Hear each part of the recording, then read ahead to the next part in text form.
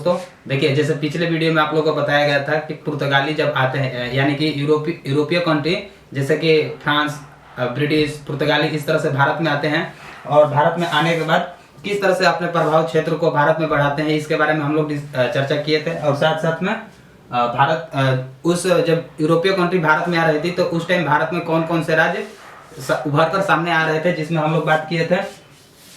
जैसे कि हम लोग बात किए थे कि बंगाल का बात किए थे, ठीक है। महाराष्ट्र में मराठा साम्राज्य उभर रहा था। यहीं पर तमिलनाडु वाले क्षेत्र में देखे तो कर्नाटका के ऊपर देखे तो हैदराबाद, जो कि निजाम थे उसका शासक।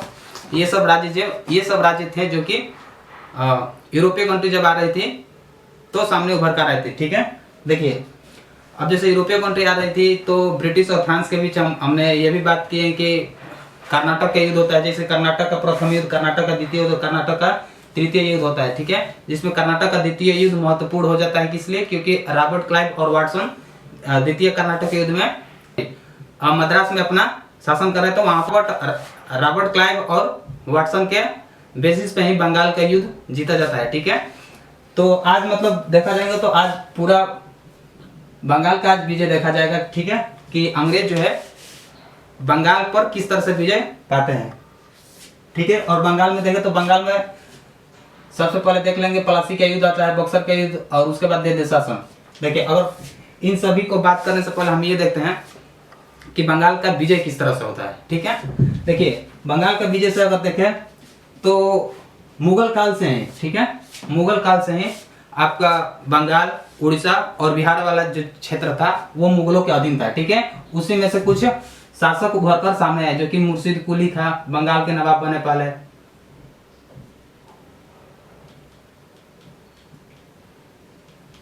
मुर्शिद कुली खा बने, सुजाउद्दीन बने, सरफराज बने, उसके बाद सिराजू बने,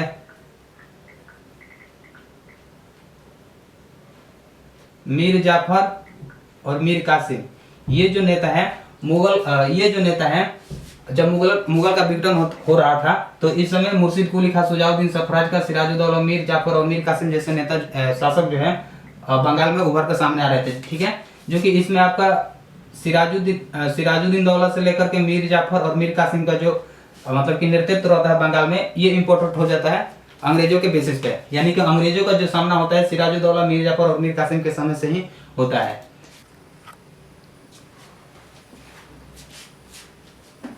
देखिए अगर आप बात करते हैं सिराजुद्दौला का, ठीक है, तो सिराजुद्दौला जब बंगाल पर अपना अधिकार जमा रहा था, यानी कि जब इसको शासक बनाया जा रहा था, तो उसी समय इसकी मौसी एक मौसी है घसीटी बेगम, ठीक है। और इनका भाई कौन है? सरफराज खान। घसीटी बेगम और सरफराज खान के द्वारा इसका विरोध किया जा रहा था, ठीक है। और इन दो जो विरोध कर रहे थे, इन्हीं की सहायता से अंग्रेज जो है इन दो मतलब कि घसीटी बेगम और सरफराज खान को अंग्रेज जो है इन दोनों को संरक्षण दिया, ठीक है।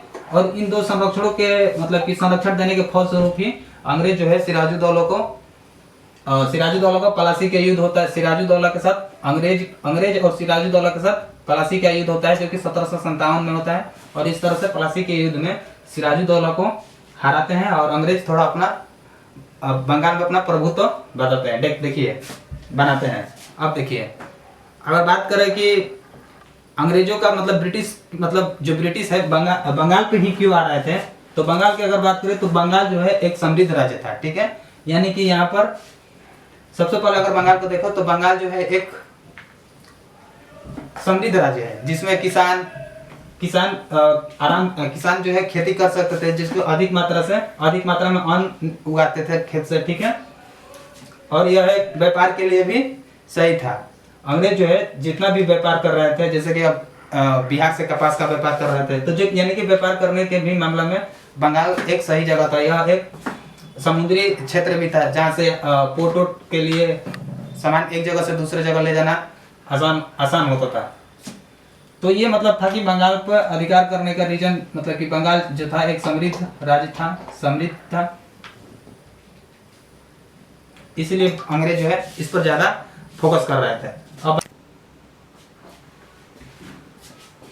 अब देखिए, अब जैसे सिराजुद्दौला का अब बंगाल विजय में पलासी का युद्ध देखते हैं जो कि सिराजुद्दौला के साथ होता है। ठीक है, यानी कि पलासी का युद्ध होने का रीजन क्या है, इसके पहले हम देखते हैं मुगल आदेश फरमान का उल्लंघन। यानी कि देखिए 1717 में मुगल शासक फर्रुखसियर थे, ठीक है, जो कि फर्रुखसियर के द्वारा ही अंग्रेजों को यह आदेश दिया गया था कि 3000 रुपये वार्षिक कर के बदले, मतलब वार्षिक कर पर अंग्रेज जो है बंगाल, बिहार और उड़ीसा, बंगाल, बिहार और उड़ीसा में अपना व्यापार कर सकते हैं। ठीक है, तो सिराजुद्दौला का जो आरोप था अंग्रेजों पर, तो ये था कि जैसे कि अंग्रेज जो है, अंग्रेज इस नियम का मतलब कि उल्लंघन कर रहे हैं। यानी कि जो फर्रुखसियर के द्वारा जो फरमान जारी किया गया था, जो आदेश दिया गया था, अंग्रेज इसका उल्लंघन कर रहे थे क्योंकि वो अपने कुछ हित के लिए भी उसका गलत इस्तेमाल कर रहे थे। तो मतलब देखा जाए तो सिराजुद्दौला के बीच, यहाँ पर अंग्रेजों के बीच विवाद हो गया था। ठीक है, यानी कि सिराजुद्दौला ये आरोप लगाते हैं अंग्रेजों पर। ठीक है, तो पहला चुनौती ये हुआ कि सिराजुद्दौला का मतलब कि सामने फरमान का उल्लंघन। ठीक है, अब देखिए, अब अगर देखें दूसरा क्या है, कंपनी के द्वारा चुनौती। अब देखिए, जैसे कंपनी जो है, यानी कि कंपनी अपने व्यापार के लिए कलकत्ता में, यानी कि पश्चिम बंगाल में अपने व्यापार को विस्तार करने के लिए वहां पर आ चुकी थी। उसी समय कंपनी जो है कलकत्ता में टैक्सेस लगाना चालू कर दी थी। ठीक है, टैक्स लगाना चालू कर दी थी, तथा यह जो सब काम है यह राज्य के अधीन आता है। यानी कि यह जो कार्य है सिराजुद्दौला के अधीन था। तो इनके लिए ये चीज चुनौती थी कि मतलब कि अंग्रेज कैसे करते थे, अंग्रेज क्यों कर रहे हैं। इसके बदले में ही सिराजुद्दौला जो है कलकत्ता पर अभियान करते हैं, और कलकत्ता पर अभियान करने के फलस्वरूप ही जब ये कलकत्ता पर अभियान करते हैं, यानी कलकत्ता को जब आक्रमण करने के लिए अंग्रेजों पर जाते हैं, तो ये कलकत्ता को अपने अधीन कर लेते हैं। ठीक है,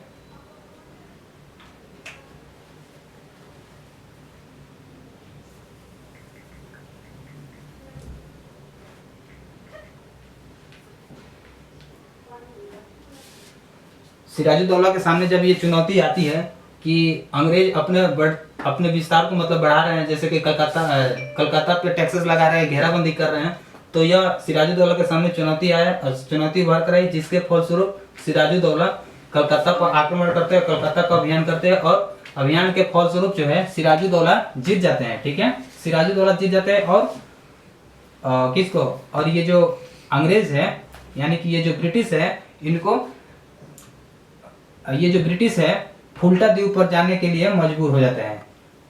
ठीक है, अब बात रह गई कलकत्ता। तो ये जो कलकत्ता है, अब ये कलकत्ता किनके अधीन रह गया, सिराजुद्दौला। ठीक है, लेकिन ये सिराजुद्दौला है जो मानिक चंद्र को अधीन कर देते हैं, मानिक चंद्र के अधीन करके, यानी कि ये चले जाते हैं। अब देखिए, इसी बीच आते हैं काल कोठरी का भी जिक्र आता है। अब काल कोठरी क्या है, तो काल कोठरी में ब्रिटिश एक अधिकारी थे जिनका नाम था हॉलवेल। ठीक है, ब्रिटिश अधिकारी जिनका नाम था हॉलवेल। तो हॉलवेल ये बोलते हैं, ये आरोप लगाते हैं सिराजुद्दौला पर कि इन्होंने ब्रिटिश अधिकारियों को एक छोटे से कमरे में बंद करके रख दिए थे, जिसमें बहुत से अंग्रेज की मृत्यु हो गई।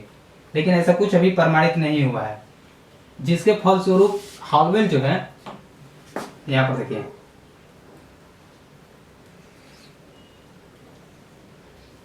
जिसके फलस्वरूप हॉलवेल जो है सभी अंग्रेज अधिकारियों को एकत्रित करते हैं, और एकत्रित करने के फलस्वरूप बंगाल विजय का, यानी कि बंगाल जीतने का अभियान चालू करते हैं।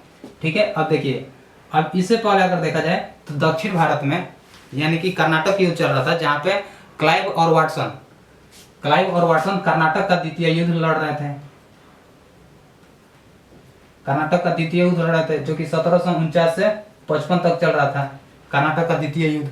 उसी के बीच में हॉलवेल जो है इन दोनों को इंफॉर्मेशन देते हैं, यानी कि बुलाते हैं, और बुलाने के फलस्वरूप क्लाइव और वाटसन की नेतृत्व में सेना बंगाल आती है, कोलकाता को अपने अधीन कर लेती है और अधीन करने के फलस्वरूप सिराजुद्दौला जो है ये अलीनगर के संधि के फलस्वरूप ये कोलकाता द्वीप पर एग्री हो जाते हैं। अब यहाँ से देखें तो अंग्रेज जो है पूरे कलकत्ता पर अपना अधिकार जमा बैठे हैं।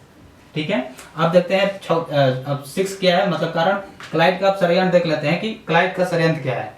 यानी जब क्लाइव के नेतृत्व में सेना बंगाल की तरफ आ रही थी और बंगाल के आने के फलस्वरूप बंगाल पर कलकत्ता पर अपना अधिकार जमा लिया और इस स्थिति में सिराजुद्दौला जो है मजबूरन अपना समझौता करते हैं। तो जैसे कि अब कलकत्ता पर ब्रिटिश का अधिकार है, उसी के फलस्वरूप क्लाइव जो है अपना वर्चस्व बढ़ाने के लिए, यानी कि वर्चस्व बढ़ाने के लिए अब अपना विस्तार कर रहा था, यानी कि जो भी क्षेत्र था उसका वह विस्तार कर रहा था। तो उसमें देखें तो मीर जाफर, खादिका और अमीन चंद ये जैसे शासक है इनको अपने साथ मिला लिया। ठीक है, और अपने साथ मिलाने के फलस्वरूप ही बंगाल के नवाब यानी कि सिराजुद्दौला को शासन से हटाने का मतलब कि कोशिश कर रहा था। अब देखिए ये जैसे मीर जाफर, खादिका और अमीन चंद है तो इनको मतलब कि छोटा छोटा लोभ दिया कि किसी को पैसा दे दिया, जैसे अमीन चंद को पैसा दे दिया। अब ये मीर जाफर है जो कि सिराजुद्दौला के बाद अगला शासक मीर जाफर बनेंगे, तो इन मीर जाफर को मतलब पद का लालच दे दिया और इस तरह से क्लाइव जो है सिराजुद्दौला के साथ प्लासी का युद्ध होता है।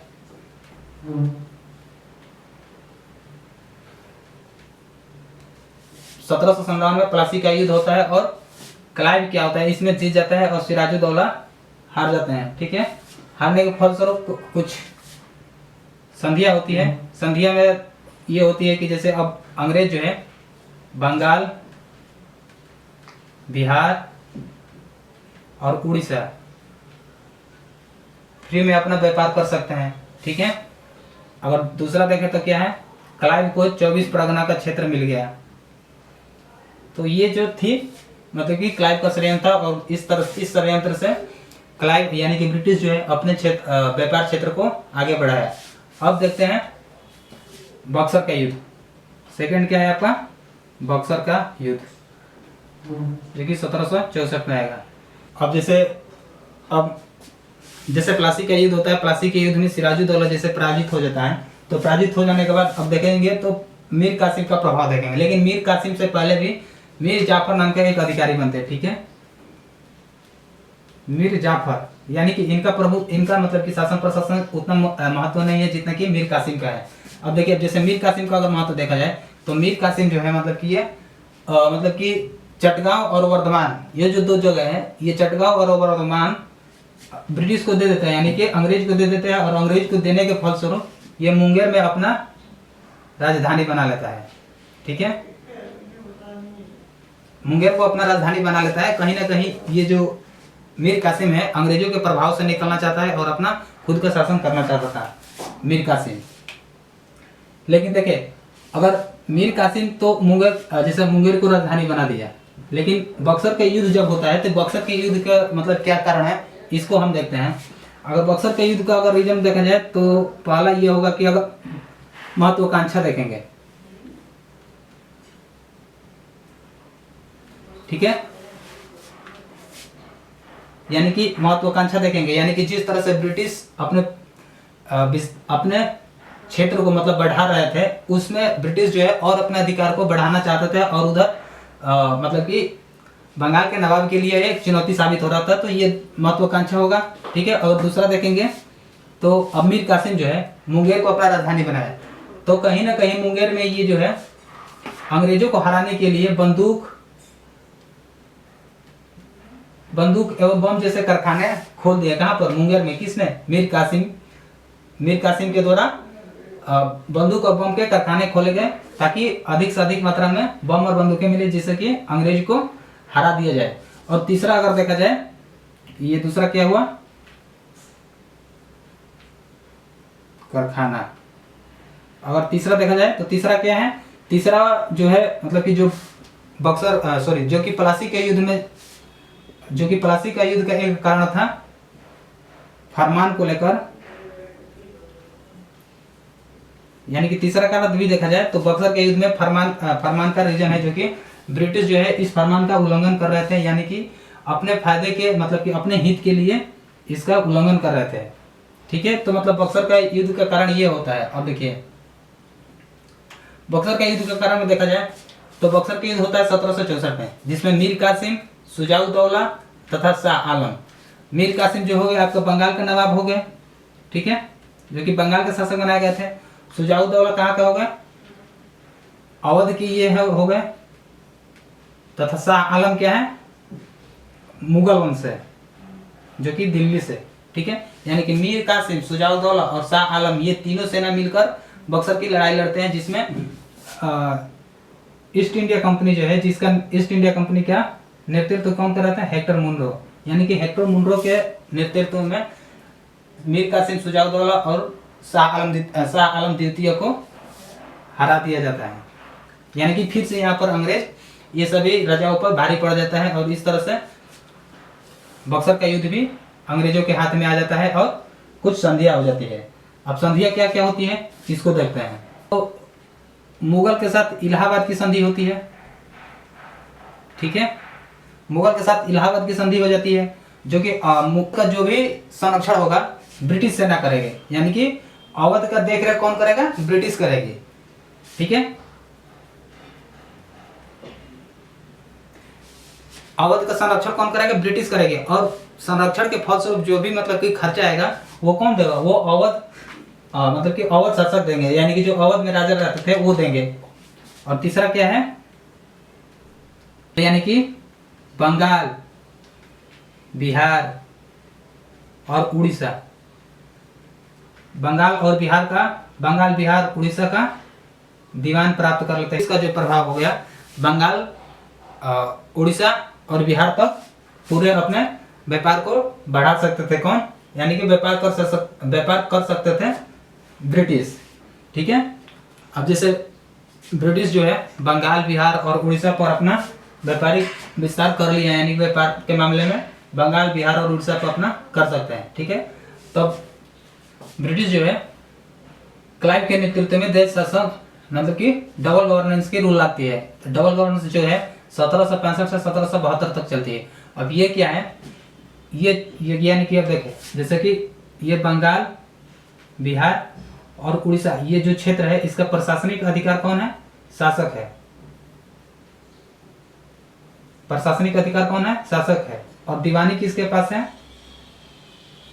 दीवानी किसके पास है, तो ब्रिटिश के पास है। यानी कि राजस्व वसूलने के कार्य आ गया ब्रिटिश के पास, वो केवल प्रशासनिक अधिकारी पर आ गए। और ये प्रशासन भी करते थे तो किस तरह से, ब्रिटिश के कहने पर, यानी कि इनके ब्रिटिश के अनुमति पर प्रशासन चलाते थे कौन, ये इन क्षेत्र के शासक। तो ये रहा आज का वीडियो। ठीक है, और ये जो इसके पिछले वीडियो नहीं देखे हैं तो जाकर देख लीजिए, लिंक जो है डिस्क्रिप्शन में मेंशन कर दिया गया, पिछले वीडियो जाकर देख लीजिए ताकि वीडियो जो है अच्छे से समझ में आए। तब तक के लिए जय हिंद।